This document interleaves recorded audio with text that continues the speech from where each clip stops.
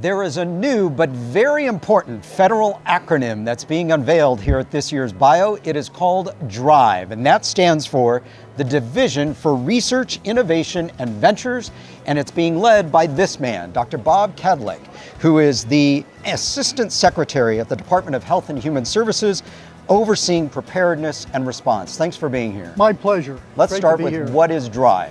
DRIVE is a new way that HHS is going to be working with the industry, with investors and innovators to basically come up with new solutions to some of the toughest problems in health security and healthcare today. Like?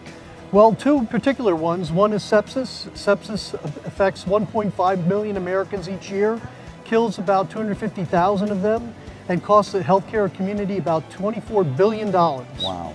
And so why that area of focus? Well, because you think it's connected.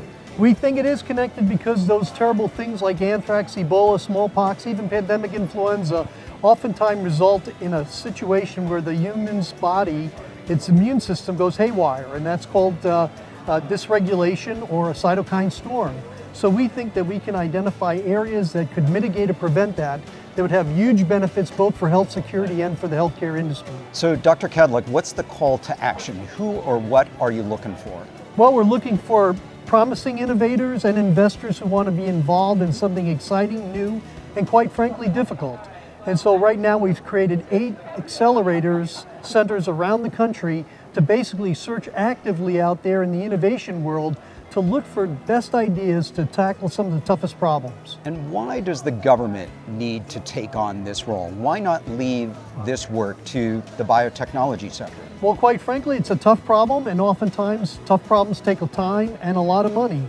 But what we hope to do here is tackle the problem with leadership, with innovation, and quite frankly, facilitating investors to meet with innovators to identify the most promising technologies to bring them forward.